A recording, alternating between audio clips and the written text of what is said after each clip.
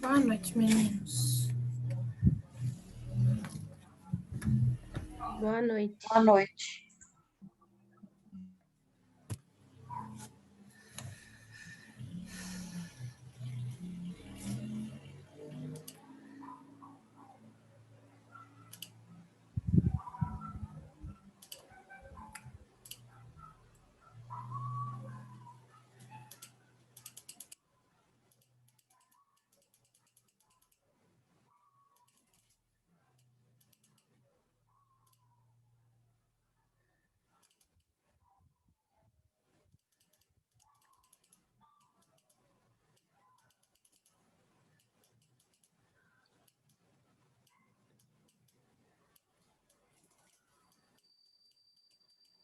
Só um minutinho, tá?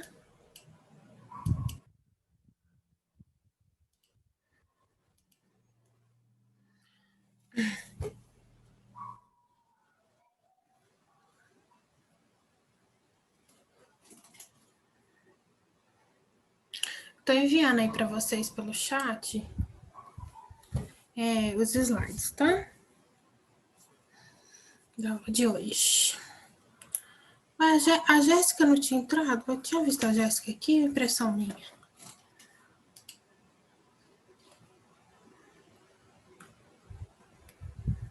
Ficando doida.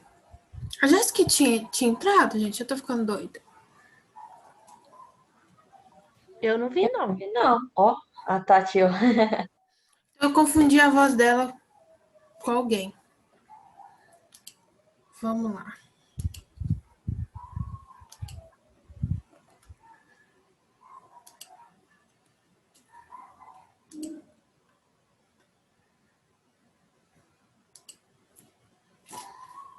Tá carregando, tá? Os slides aí.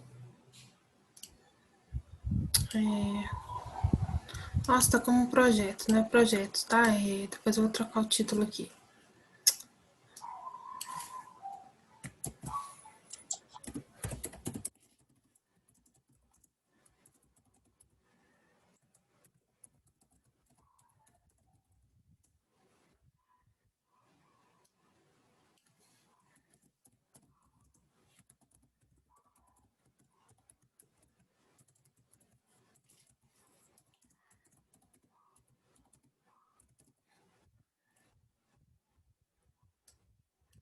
Meninos, então aqui hoje a gente vai ver as rotas tecnológicas de produção do biodiesel.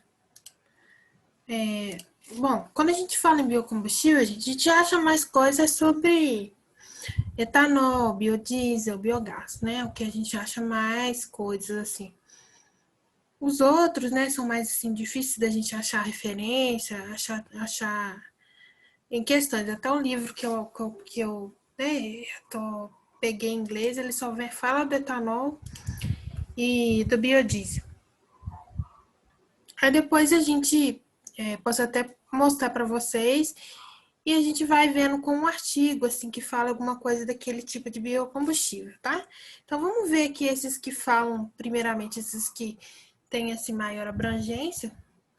E depois a gente vê esses outros aí que são menos falados, tá? Então, eu sei que a gente já falou um pouco de biodiesel, mas a gente vai ver um pouco sobre, vai aprofundar um pouquinho mais sobre essas rotas tecnológicas de produção do biodiesel, tá? Então, vamos lá.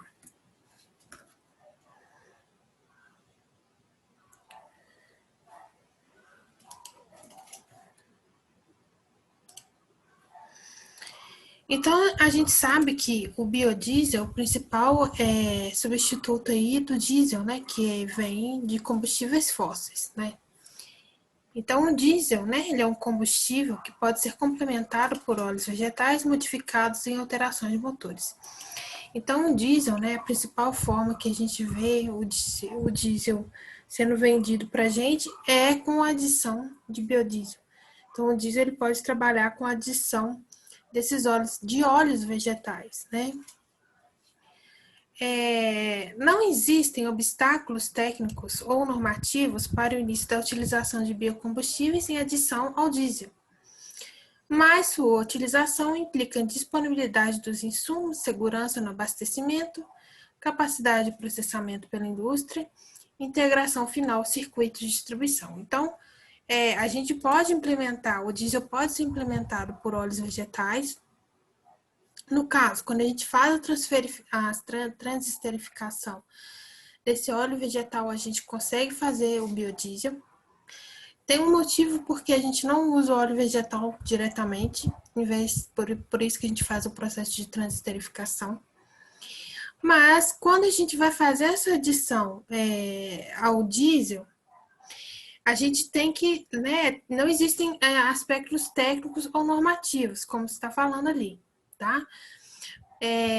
Mas existem algumas condições que vão limitar essa implementação de biodiesel ou de óleos vegetais no acréscimo ao diesel, que é o quê? A questão de insumos, tá? Disponibilidade de insumos, visto que a gente vai estar trabalhando com óleos vegetais, visto que os óleos vegetais eles também são para a fonte de abastecimento. Segurança no abastecimento, a gente ter essa fonte. Capacidade de processamento pela indústria, se vai conseguir processar a quantidade necessária. E integração final aos circuitos de distribuição.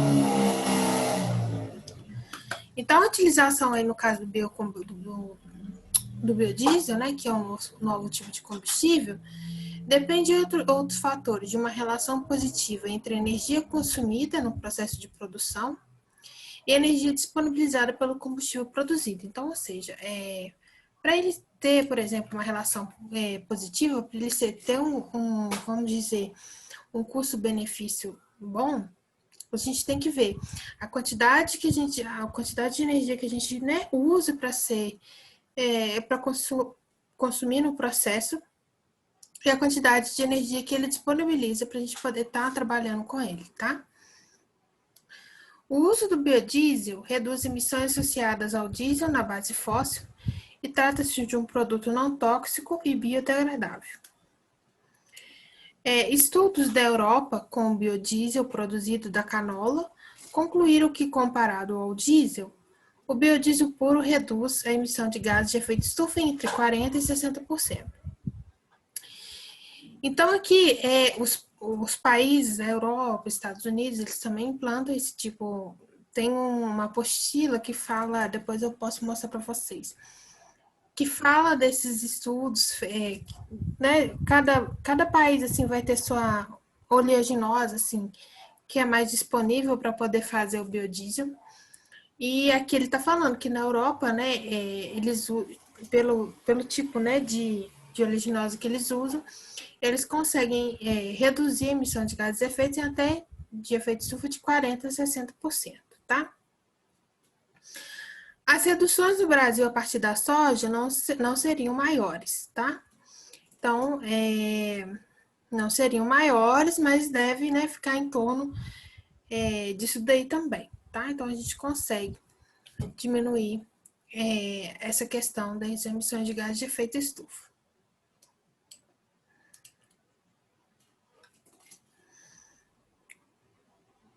Aí aqui um dado, tá?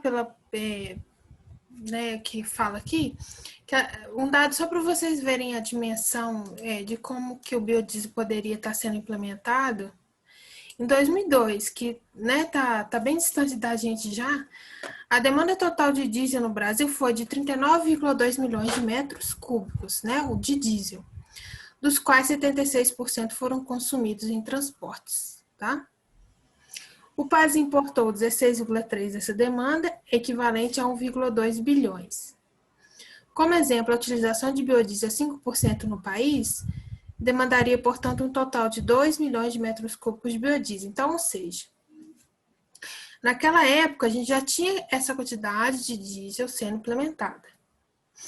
E como existe aquelas leis que teria, por exemplo, que para você abastecer o diesel, você tinha que, né,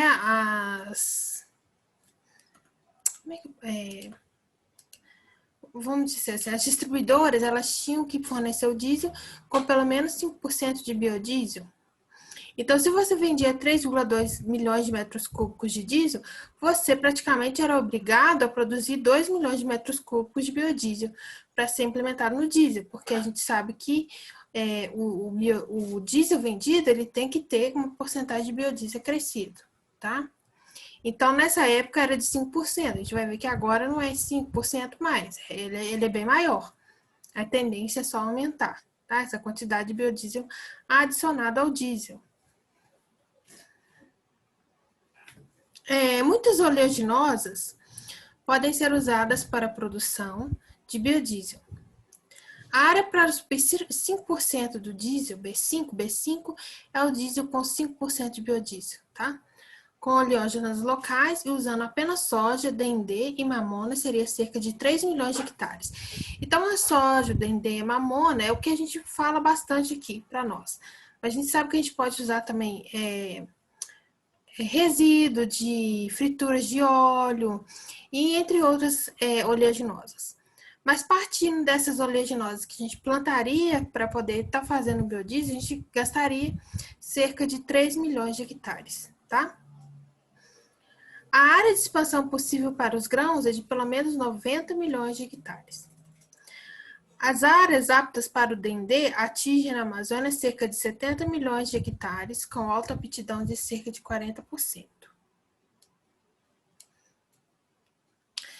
Aí, isso aqui a gente falando das matérias-primas. Então, aqui a importância que a gente vai ter a ampliação, né, dessas áreas cultiváveis na área de expansão.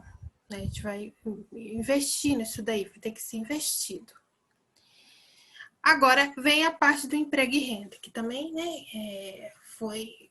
né, abordou um pouco na prova, né, a gente chegou a comentar um pouco no início.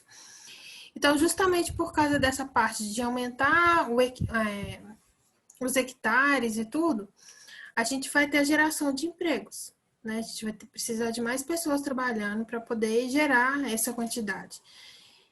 Então, o agronegócio da soja gera empregos diretos para 4,7 milhões de pessoas em diversos segmentos de insumos, produção, transporte, processamento, distribuição e cadeias produtivas de suínos e aves. Então, aí a gente vai ter um aumento do agronegócio, tá? Trata-se de uma produção de 52 milhões de toneladas em 20 milhões de hectares, no total diretos e indiretos, 4 hectares por pessoa. Então, aí a gente vai ter aí um estímulo, né, do agronegócio. Aí, por isso que bate tanto na tecla lá que seria uma inclusão social, né, de emprego e renda, tá?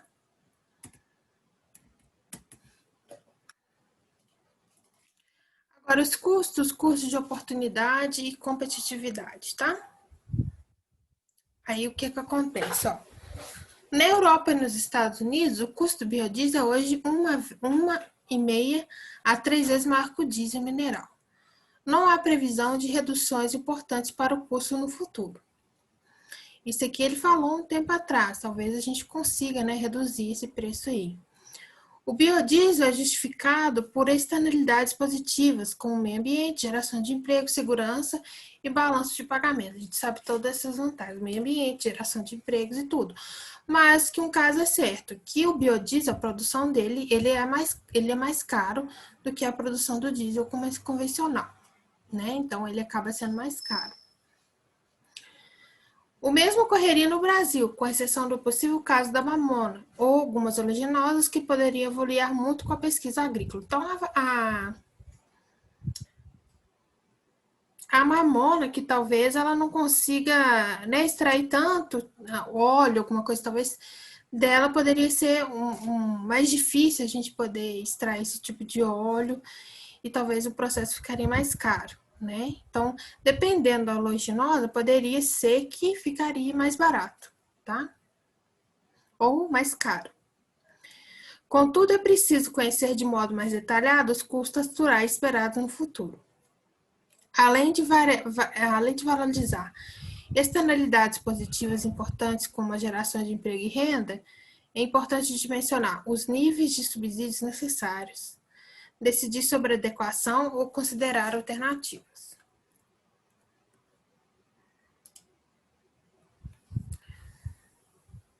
Então, né, voltando à parte aqui, que a gente já falou, mas aí aquele, né, repete um pouco.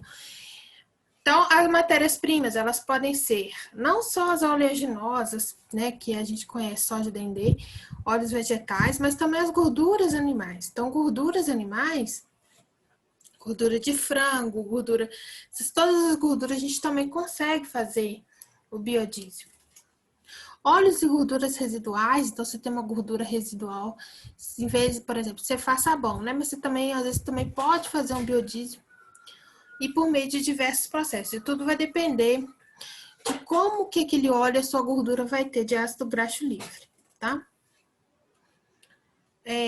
Pode também ser usado puro ou em mistura de diversas proporções ou com diesel mineral. Então, a gente sabe aqui, né, que ao posto, ele vem misturado, né, com as proporções com diesel mineral. A evolução tecnológica nos últimos anos mostra a tendência para a adoção de transesterificação. Então, o processo de transformação, a reação de transesterificação. Que quando a gente faz um processo de transesterificação, a gente precisa de um álcool. Geralmente aqui a gente vai pegar um álcool de cadeia curta, um metanol ou o etanol, como processo principal para uso e mistura com o diesel, tá? Justifica-se pela possibilidade de introdução na frota atual de veículos automotivos sem nenhuma modificação dos motores, né?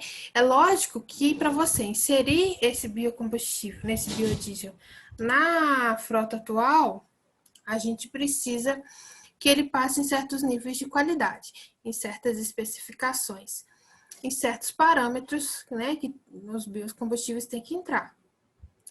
Mas ele não precisa passar por nenhuma modificação, né? Ele consegue, né, assim, para poder funcionar no carro, tá?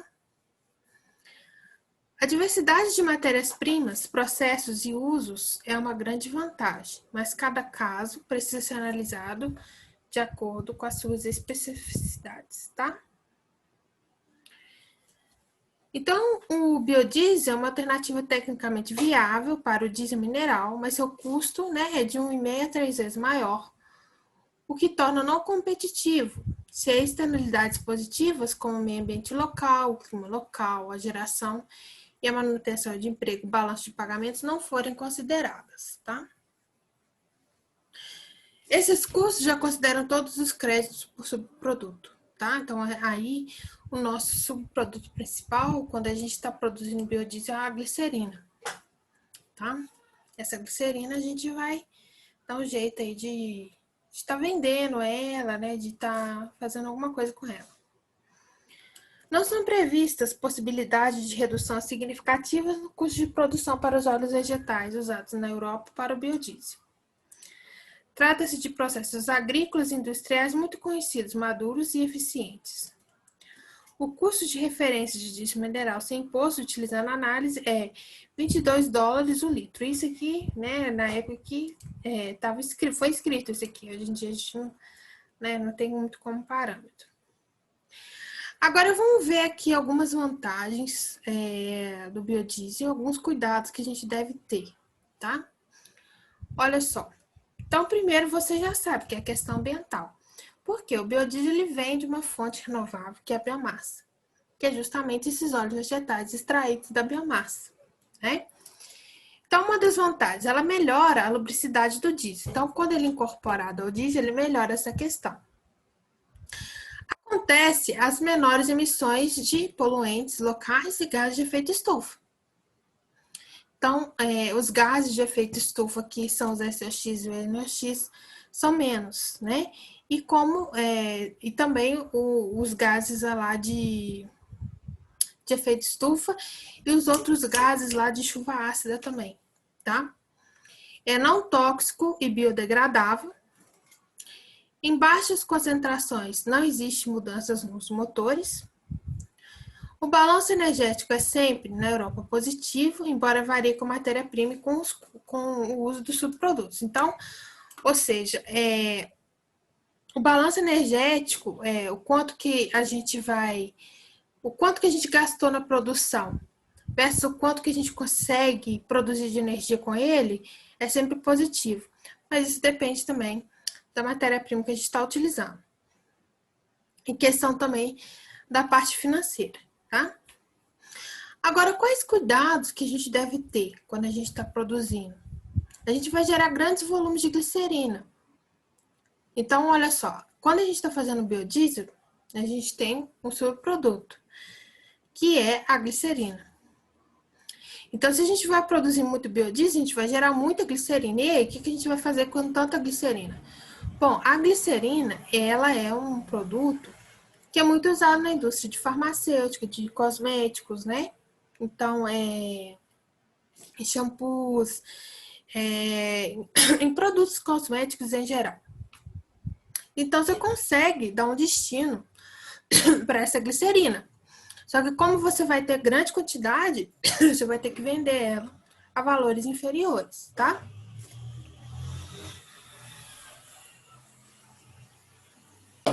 Então, ele fala aqui que todo mercado de óleos químicos poderá ser afetado, tá? Não há uma visão clara sobre os possíveis impactos potenciais dessa oferta de glicerina. Então, seria isso daí. Agora, continuando aqui.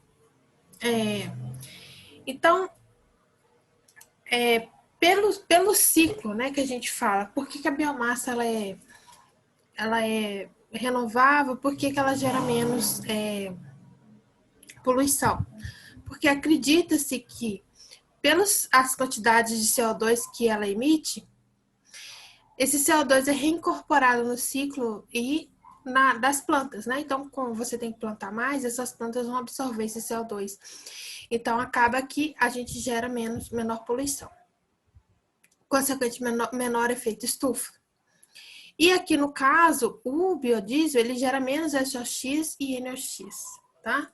E aí vem da cadeia, vem da estrutura do biodiesel, tá? Então, o biodiesel, ainda mais o diesel, né? O diesel é o principal que elimina os SOX e os NOx na atmosfera. Então, o biodiesel, eles têm esse menor teor, né? De enxofre e de NOx. Esse gráfico aqui não vou passar, esse gráfico tá muito ruim, tá? Então, aqui ele é um combustível biodegradável, produzido a partir de recursos renováveis, que é a nossa biomassa, proveniente de óleo vegetais e gordura animal, substitui total ou parcialmente o óleo diesel, pode ser utilizado puro ou misturado ao diesel, usados em motores de ignição ou compressão, e conforme o teor da mistura, não necessita de modificações e adaptações. Agora, o que vem a ser o biodiesel? Quando a gente pega o biodiesel, ele tem uma função orgânica, ele pertence à função orgânica éster. tá? Aquela que tem um C dupla OO e, né, ele é um éster. Então, ele é um produto de um ácido, geralmente orgânico, com álcool.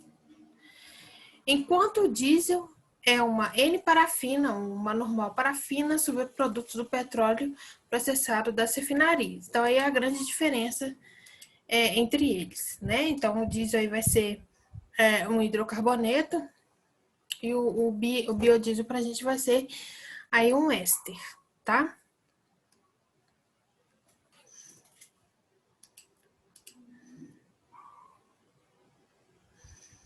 Aqui, novamente, as vantagens, né? Fonte renovável de energia, alternativa aos combustíveis fósseis, aproveitamento de matérias de baixo custo, redução de emissão de fumaça preta e enxofre, e o CO2 emitido é recuperado pelas plantas que eu falei com vocês do ciclo. Possibilidade de aproveitamento de óleo de fritura, então vocês já devem ter visto em supermercados aqueles vasilhames que recolhem o óleo de fritura para poder fazer, né, o biodiesel. Então, ele pode ser uma alternativa. Essa alternativa é uma boa alternativa, né, para a gente poder reaproveitar esses óleos de fritura, uma vez que a gente pega e joga, né, no encanamento, e isso, né, não seria bom. Vai acumulando, visto que o óleo ali não se mistura com água, então aquilo ali fica difícil de tratar posteriormente. Incentiva a agricultura familiar, justamente porque a gente tem essa grande plantação, número de plantações, contribui para a geração de renda e diversifica a matriz energética brasileira. Agora, algumas desvantagens do biodiesel, né? Tem tudo, são flores. Então, os biocombustíveis, né? Os combustíveis em si, eles têm algumas características que a gente tem que conhecer para que não ocorra isso aqui, né? Viscosidades, as coisas assim. Então, em regiões de clima frio, a viscosidade do biodiesel aumenta bastante, tá? Então, pode ocorrer a cristalização, tá? Ele vai cristalizar. Os grandes volumes de glicerina previstos só poderão ter mercado a preços inferiores ao atuais, isso aqui a gente já discutiu. Aumento dos preços dos produtos derivados da matéria-prima utilizados para a produção. Então assim, principalmente que a gente vai ter essas duas principais temáticas. A concorrência com gêneros alimentícios, porque a gente vai ter a soja, o dendê, por exemplo, vai ter a concorrência com o gênero alimentício. A gente vai ter essa divisão. E como vai estar utilizando, né, a gente pode ter um possível aumento de preços dessas matérias-primas utilizadas para a produção e além dessa concorrência. Então, a gente vai ter que ter bastante hectares para poder cobrir essas duas partes, tanto para a produção de biodiesel, como para a produção de gêneros alimentícios. Então, por isso que se a gente, por exemplo, pegar um óleo residual ou pegar uma gordura animal que você vai jogar fora, por exemplo, seria uma alternativa melhor em relação a isso daí. Porque minimizaria essa parte da concorrência com os gêneros alimentícios. Como eu já falei com vocês, né, aqui são mais do que isso, pode vir. Esse aqui é a couza, tá? Esse aqui é a mamona, soja, esse aqui eu esqueci o que é, algodão, então girassol. Então, tudo aí que pode ser, a gente possa extrair óleo, pode servir a virar biodiesel, tá? Tudo que a gente possa estar extraindo.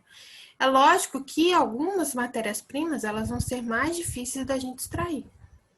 Então, talvez aí o processo, né, de produção aumente. Então, algumas coisas podem ter menos óleo, por exemplo, uma mamona, por exemplo, né? E também é interessante que o óleo, ele tem que ter um índice de ácido. Quando a gente tem um triglicerídeo, a gente tem uma porcentagem de ácido graxo livre. Se essa porcentagem de ácido graxo livre, né? Então, se, por exemplo, se o dendê ele tiver muito ácido graxo livre no óleo dele, a gente não consegue fazer o biodiesel, a gente só faz sabão, tá? Porque a reação é muito parecida, a reação de transesterificação com a reação de saponificação. Então, se a gente tem um pouquinho a mais de ácido graxo livre, a gente, né, acaba formando o sabão em vez de formar o biodiesel. Então, o óleo, ele também tem que ter a especificação dele também.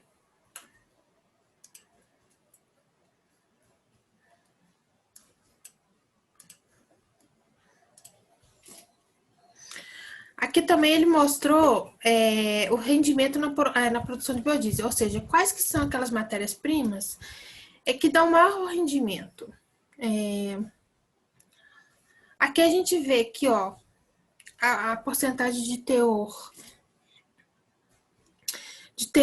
né, aqui de óleo. Então, vocês estão vendo aqui, olha, o girassol, ele tem 40% de óleo. O coco, 62%. A mamona até que tem 47%, tá?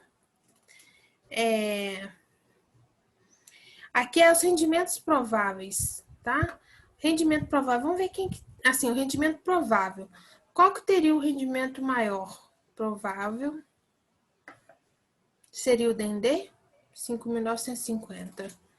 Então, o dendê, ele teria, assim, o maior rendimento provável aqui, ó, de litros por hectares, tá? Se você olhando aqui a quantidade, né, plantada de litros por hectares para a produção de biodiesel. Então, aqui é a porcentagem de óleo que a gente consegue extrair de cada um deles. Aqui, o que a gente consegue extrair mais seria o coco, né? Agora, o milho, a gente consegue extrair muito pouco, 5% só, o teor de óleo vegetal, tá?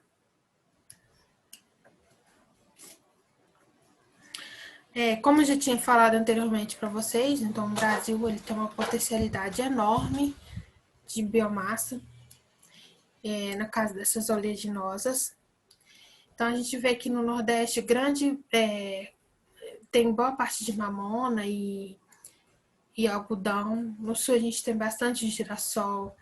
No Centro-Oeste e Sudeste bastante soja. No Nordeste a gente tem bastante dendê e babaçu. Então o Brasil, ele realmente tem grande potencial para essa produção. Aqui é uma matriz, essa matriz também está bem antiga. A gente já discutiu aqui sobre as matrizes energéticas. Eu nem vou falar os dados para vocês, porque está bem antiga essa aqui. Sobre as energias renováveis, né? Então, a biomassa aqui, ó. O óleo diesel, né? Como sempre, ele vai ocupar uma bastante parcela aqui, tá? E aqui é uma tabela, tá? Isso aqui é porque vem do livro, tá, gente? Então, o livro, ele não sofreu atualização. Então, aqui a produção mundial de biodiesel. Então, a gente percebe que ao longo dos anos, tá? O biodiesel, né? A produção de biodiesel, ela vem crescendo, né? Vem crescendo bastante aí ao longo dos anos. Até porque, né? A quantidade de diesel vem crescendo, de biodiesel, consequentemente, vem crescendo também.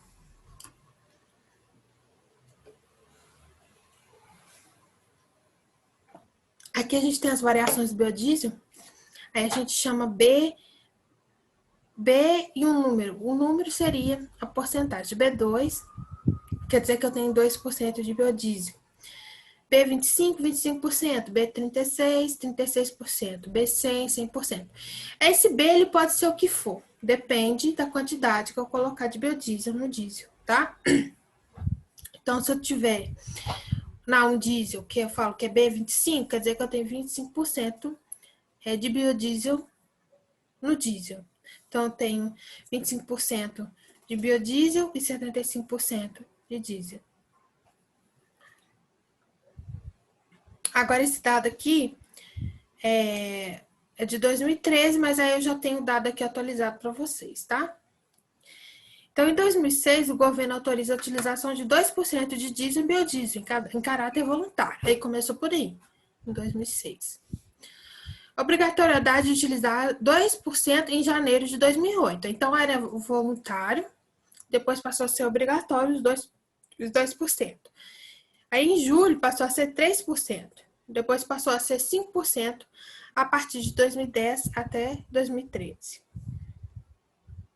Aí a gente tinha aqui, ó, o B100, né, que é o biodiesel puro, o blend, né, que vai do B5 ao B20, e o B2. O B2, ele é usado mais como um aditivo, que é mais como um aumento da lubricidade, tá? Então, o que ele faz, o biodiesel? Ele melhora o desempenho do motor, tá? Ele tem um desempenho do motor semelhante ao diesel, redução significativa da poluição, tá? Ele é biodegradável, então aí pode ser muito utilizado para a parte de mineração e navegação. Ele melhora o desempenho do motor, melhora a lubricidade do combustível, ativo ideal para a redução de enxofre. Então, justamente por isso que eu falei com vocês que ele emite menos SOx, porque ele promove essa redução do enxofre, tá? E melhora o índice de cetano. Aí depois a gente vai ver aí o que é o índice de cetano. Aí aqui um dado que é aqui de março de 2020. Aí vem aqui, ó. Percentual obrigatório de biodiesel no óleo diesel sobe para 12%. Então, atualmente, a gente usa 12%, tá? O cronograma estabelece que o percentual deve chegar a 15% em 1º de março de 2023, que é o limite máximo, tá? Então, aqui, essa notícia foi em março de 2020. Então, a gente usa, ultimamente, 12% de biodiesel no diesel. Então, aqui vem a notícia, ó. Entrou em vigor no último dia 1º a medida que estabelece o percentual mínimo obrigatório de 12% de biodiesel ou óleo diesel vendido ao consumidor final, que é o B12. Antes do percentual era 11%. Então, antes a gente estava usando 11%, tá? A gente não, né? Porque eu, pelo menos, não uso diesel, né? Mas, assim, caminhões e etc. O cronograma aprovado pelo Conselho Nacional de Política Energética do Ministério de Minas e Energia estabeleceu que as próximas evoluções da adição obrigatória devem ser em 1º de março de 2021. Então, dia 1º de março de 2021 já vai mudar, já vai passar de 12 para 13. Depois de 1º de março de 2022 já vai passar para 14. E 1º de março de 2023 já vai passar para 15, tá? Segundo o Ministério de Minas e Energia, o uso do B12, a expectativa é que a demanda de biodiesel cresça 1 bilhão de litros neste ano. Então, aí a gente já está vendo que vai aumentar a produção. A estimativa de consumo é de 6,9 bilhões de litros em 2020, crescendo 17% em relação a 2019. Então, ou seja, aumentou 1%, com esse 1%. Já espera-se crescer 17%, né, o setor, de um ano para o outro.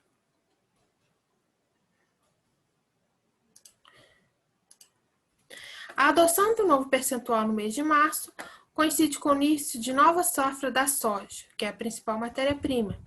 Melhor período em termos de abundância da oferta. A produção de biodiesel estimula a industrialização do farelo da soja no Brasil, agregada ao valor do produto nacional.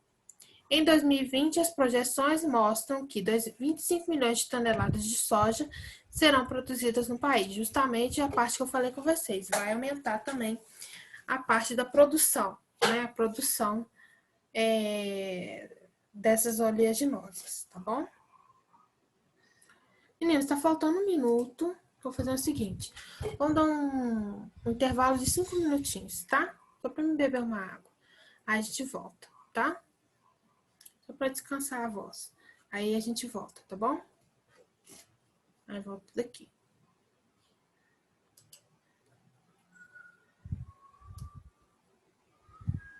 Vou sair aqui, tá?